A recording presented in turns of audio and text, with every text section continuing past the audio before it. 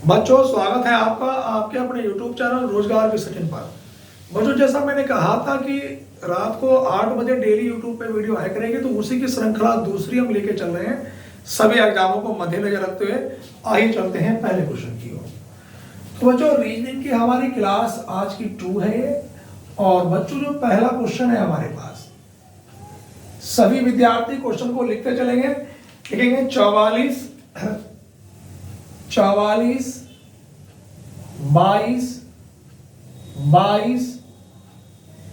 33 और 33 के बाद लिखेंगे 66 और बच्चों यहां पर क्वेश्चन मार्क।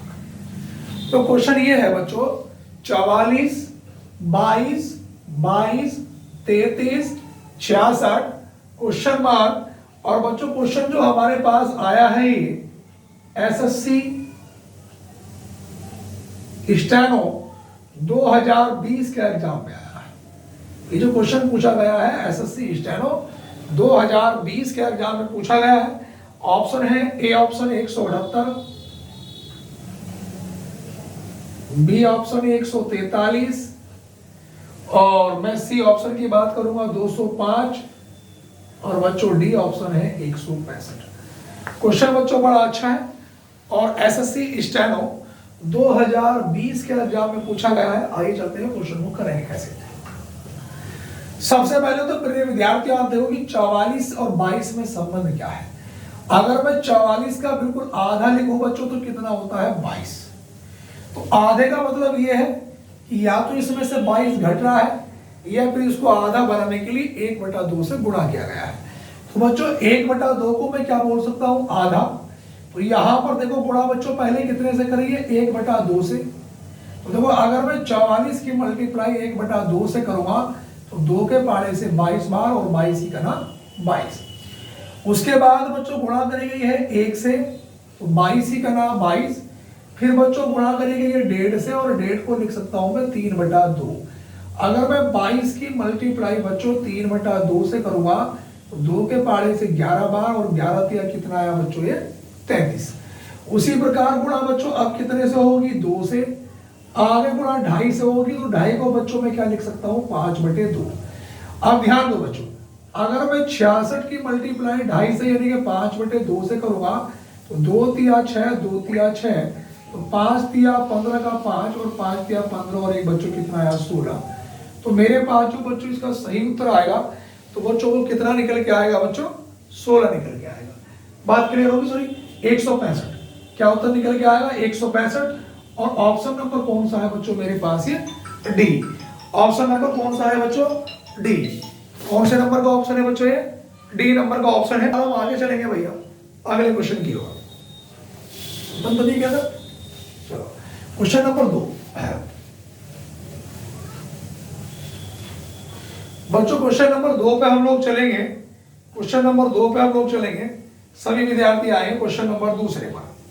क्वेश्चन नंबर दूसरा बच्चों ये है हमारे पास। क्वेश्चन नंबर दूसरा 26 जनवरी 1989 को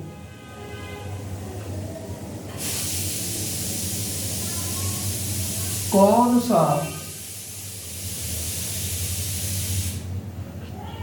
दिन था।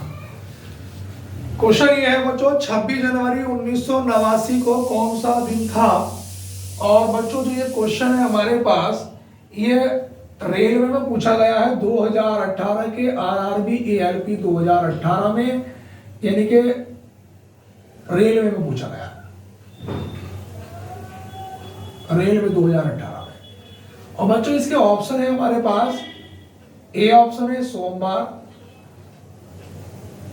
बी मंगलवार, सी बुधवार और बच्चों डी ऑप्शन है हमारे पास बृहस्पतिवार। अब यहां पर ध्यान देंगे बच्चों क्वेश्चनों को जरा करेंगे। मैंने आपसे बताया था कि 1999 से पहले की अगर संख्या तो लास्ट के 2 अंक लेते हैं, तो हम लोगों ने बच्चों क्या लिया 89। तीसरी कंडीशन बच्चों मैंने ये बताई थी कि दिए गए महीने की तारीख या कोड लिखने से पहले कि जो भी हमारे पास इकाई अध्याय की संख्या होगी, अगर 99 से पहले की बात होगी तो लास्ट के 2 अंक लेंगे, 99 से बाद की बात होगी बच्चों तो लास्ट के 3 अंक लेंगे। दूसरी कंडीशन ये बताई थी कि जो भी इकाई अध्याय की संख्या होगी उसे हम कितने से भाग करेंगे, 4 से, और बिना दशमलव का भागफल लेंगे तो 4 दूनी 8, बचा ये 9, 4 दूनी 8, तो बचा कितना 1। तो बच्चों बिना दशमलव का भागफल कितना निकल के आया, 22। तीसरी कंडीशन बताई थी कि दिए गए महीने की तारीख लेंगे, तारीख कितनी है 26, महीने का कोड बच्चों जनवरी का कोड कितना होता है 0। अगर लीप ईयर्स होता तो फिर जनवरी का कोड कितना होता बच्चों 6 होता। अब देखो बच्चों यहाँ पे 9 और 2 11, 11 और 6, देखो 9 और 2 11 और 6 17, हासिल लगा 1, 8 और 2 10 और 2 12 और 1 13, और 7 से मैं डिवाइड करूंगा तो 7 ही का ना 7, बचा कितना 13 में से 7 घटाया 6, 7 अट्ठे 56, 7 9 63, शेष कितना बचा 4। और मैंने बताया था बच्चों 0 रविवार का, 1 सोमवार का, 2 मंगल का, 3 बुध का, 4 का उत्तर क्या निकल के आएगा बच्चों, बृहस्पतिवार। क्या उत्तर आएगा, बृहस्पतिवार। तो बच्चों हमारे पास कौन सा वाला ऑप्शन होगा बच्चों, डी ऑप्शन। हम लोग क्या उत्तर लगाएंगे, बृहस्पतिवार। कॉपी करते चले भैया सभी विद्यार्थी। उसके बाद बेटा मैं अगले क्वेश्चन की ओर चलूंगा। सवाल नंबर 2 के बाद मैं क्वेश्चन नंबर 3 पे आऊंगा। तीसरे नंबर के क्वेश्चन को बच्चों हम लोग लिखेंगे सवाल नंबर 3।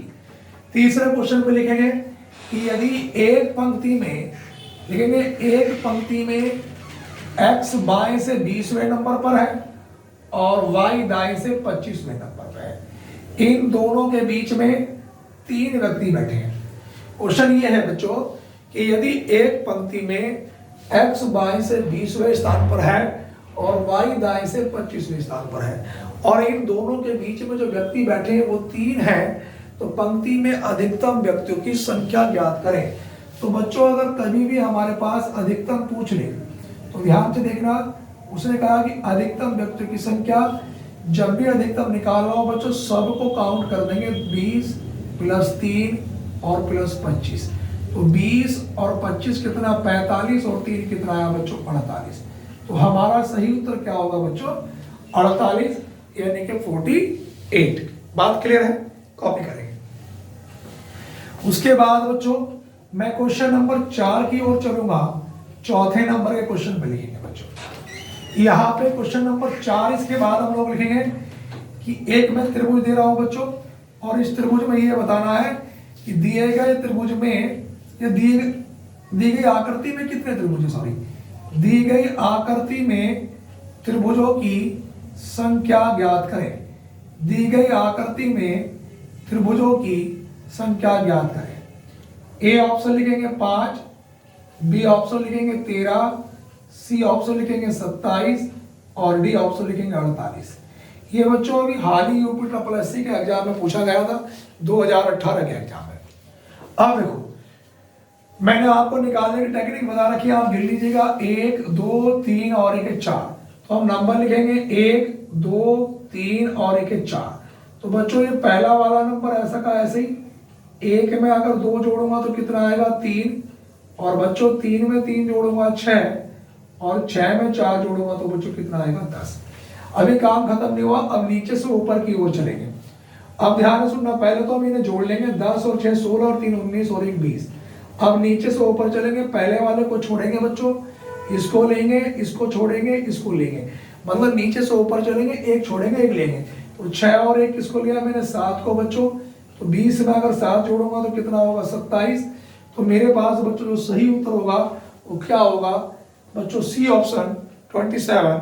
कॉपी करेंगे भैया, ठीक है। उसके बाद अगले क्वेश्चन पे लिखेंगे बच्चों सवाल नंबर 4 के बाद। बच्चों कॉपी कर लिया हो सबने यहां तक, तो बच्चों क्वेश्चन नंबर 5 लिखेंगे 28 अनुपात, क्वेश्चन नंबर 5 28 अनुपात 98 समानुपात 36 अनुपात question mark. SSC steno 2020, SSC steno 2020 के एग्जाम में पूछा गया क्वेश्चन है। सही है बच्चों। ऑप्शन है, ए ऑप्शन है 192, बी ऑप्शन है 126 और बच्चों सी ऑप्शन है 190 और डी ऑप्शन है 160। क्वेश्चन बड़ा अच्छा है, एसएससी स्टेनो 2020 के एग्जाम में पूछा गया क्वेश्चन है। आइए चलते हैं, करते हैं क्वेश्चन को। 28 से 98 में भैया अगर 3 बार भी गुणा करूं तो 3 8 24 नहीं बनता, 2 बार में भी नहीं बनता, लेकिन इतना मुझे ये पता है बच्चों, यहां पर ध्यान से देखना बच्चों, यहां पर अगर मैं इसके फैक्टर करूं तो 7 चौक 28 और 7 के टेबल में कितनी बार आता है, 14 बार, 14 सत्ते 98। यहां पर बच्चों अगर मैं इसके फैक्टर करूंगा तो देखो 9 चौक 36, तो अगली कंडीशन ये आनी चाहिए। देखो यहाँ पहला कॉमन था, यहाँ भी 9 कॉमन आएगा और यहाँ पे गुणा 14 से, तो यहाँ भी कितने से होगी, 14 से। और 14 नंबर कितना होगा बच्चों, 126। चाहे गुणा करके देख लो, 9 चौक 36 का 6 हासिल लगे 3 होगा ना, 9 और 3 12। तो बच्चों में कौन से ऑप्शन के साथ जाऊंगा, ऑप्शन नंबर बी के साथ, यानी कि 126। यहां तक सभी विद्यार्थियों को बात क्लियर हो रही होगी, ठीक है बच्चों। उसके बाद बच्चों मैं अगले क्वेश्चन की ओर चलूंगा बच्चों। यहां तक अगर सभी विद्यार्थियों ने भैया कॉपी कर ले हो तो इसके बाद क्वेश्चन नंबर 5 के बाद बच्चों में क्वेश्चन नंबर चलूंगा बच्चों 6 पर। अब देखो बच्चों, क्वेश्चन नंबर जो 6 है हमारे पास, ये क्वेश्चन है बच्चों, इसको लिखेंगे बच्चों क्वेश्चन नंबर 6। बड़ा अच्छा क्वेश्चन है, लिखेंगे 3 के बाद 11, 11 के बाद 31, 31 के बाद लिखेंगे 69 और 69 के बाद बच्चों लिखेंगे 131। सही है। और यहां पे बच्चों हमारे पास क्वेश्चन है और क्वेश्चन पूछा गया है एसएससी सीजीएल 2022 के एग्जाम में। एसएससी सीजीएल 2022 ऑप्शन है, ए ऑप्शन है 198, बी ऑप्शन है 223, सी ऑप्शन है 152 और बच्चों डी ऑप्शन है 163। अब देखो यहां पर अगर मैं 3 की बात करूं तो देखो अगर मैं कहूं कि 1 का क्यूब तो 1 ही रहेगा और प्लस 2 3। यहां पर बच्चों अगर मैं 2 का घन करूंगा तो 8 प्लस 3 11। यहां पर बच्चों 3 का घन करूंगा 27 प्लस 4 31। यहां पे बच्चों 4 का घन 64 प्लस 5 59 69 से 4 64 प्लस 5 69।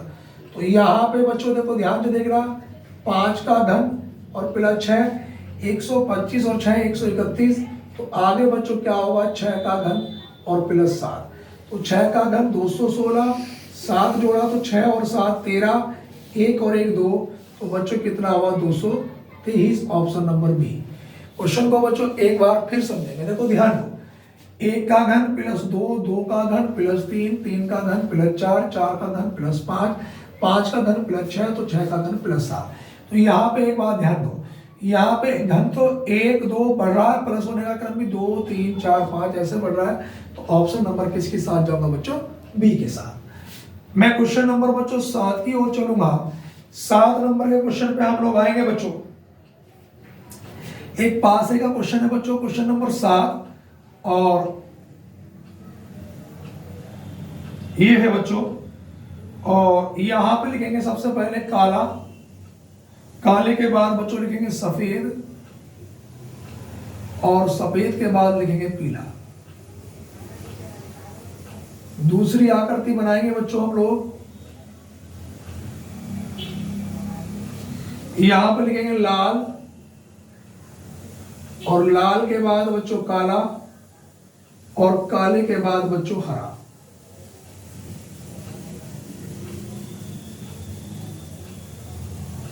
उसके बाद लिखेंगे बच्चों हरा, हरे के बाद लिखेंगे पीला और पीले के बाद लिखेंगे भूरा।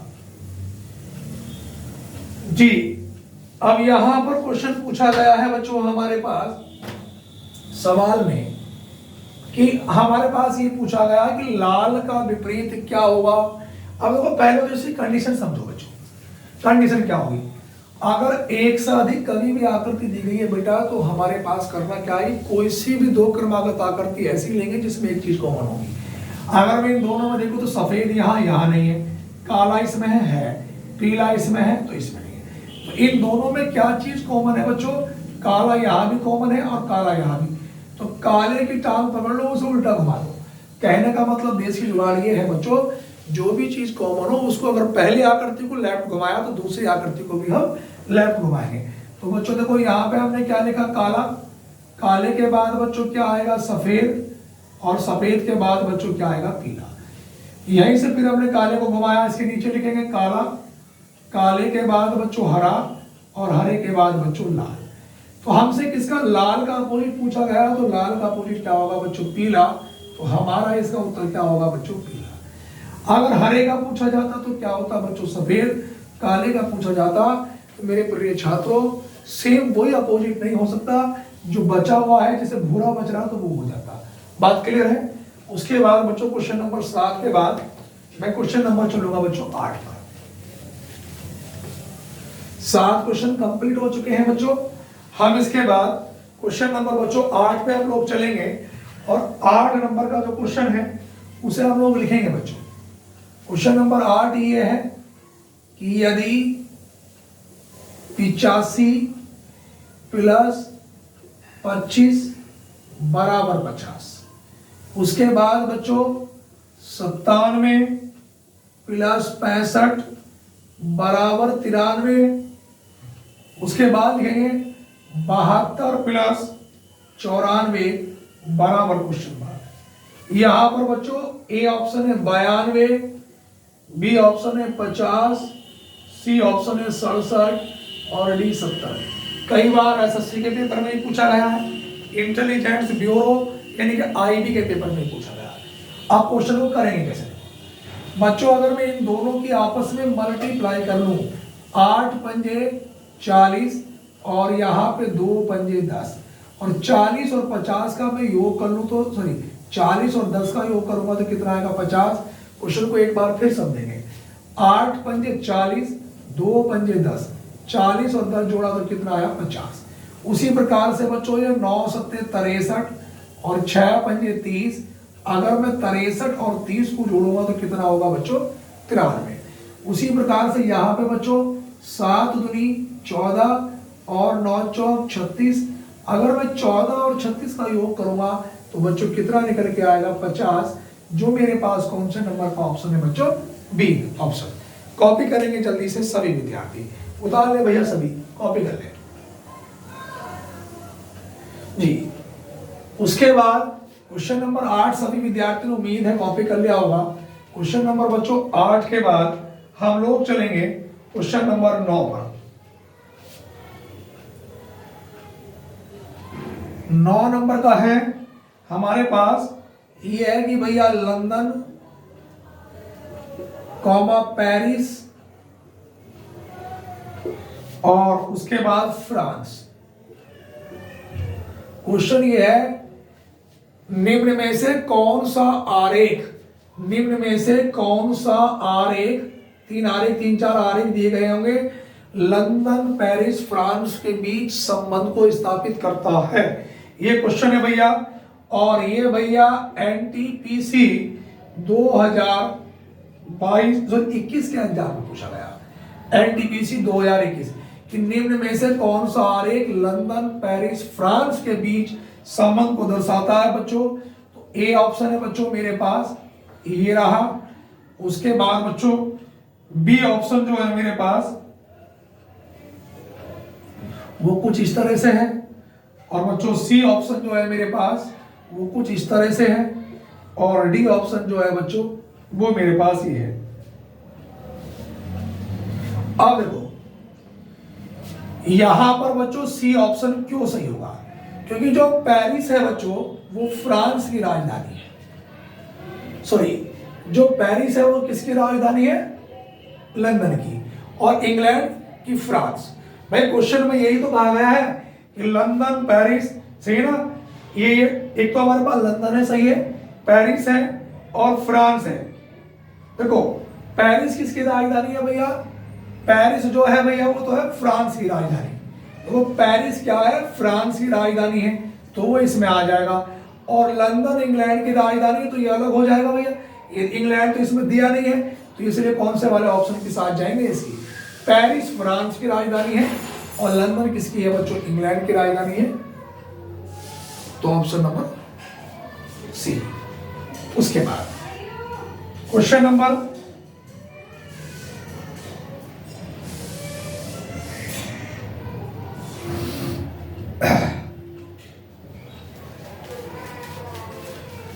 नंबर 10 की ओर आएंगे।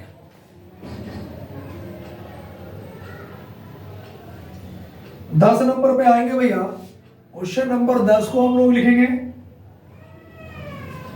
यहां पे बच्चों लिखेंगे 6, 6 के बाद 25, 25 के बाद बच्चों 17, उसके बाद लिखेंगे बच्चों 8, 38, 38 के बाद 18, और यहां पे लिखेंगे बच्चों क्वेश्चन मार्क, क्वेश्चन मार्क के बाद बच्चों 89, और 89 के बाद 16। यहाँ पे एसएससी सीपीओ 2016 के एग्जाम में पूछा गया है। ऑप्शन क्या है बच्चों, ए ऑप्शन है 13, बी 15, सी 17 और डी 19। और बच्चों ये हमारा आज का लास्ट क्वेश्चन है, बस इसके बाद कोई क्वेश्चन नहीं कराएंगे भाई, बस जुड़े रहिएगा हमारे साथ लास्ट तक। अब देखो ध्यान दो, अगर मैं इन दोनों को जोड़ लूं आपस में बच्चों, तो 5 और 7 12 का 2, 2 और 1 3 और 1 4 42, 6 के पहाड़े से 42 कितनी बार जाता है, पूरा पूरा 7 बार कटता है।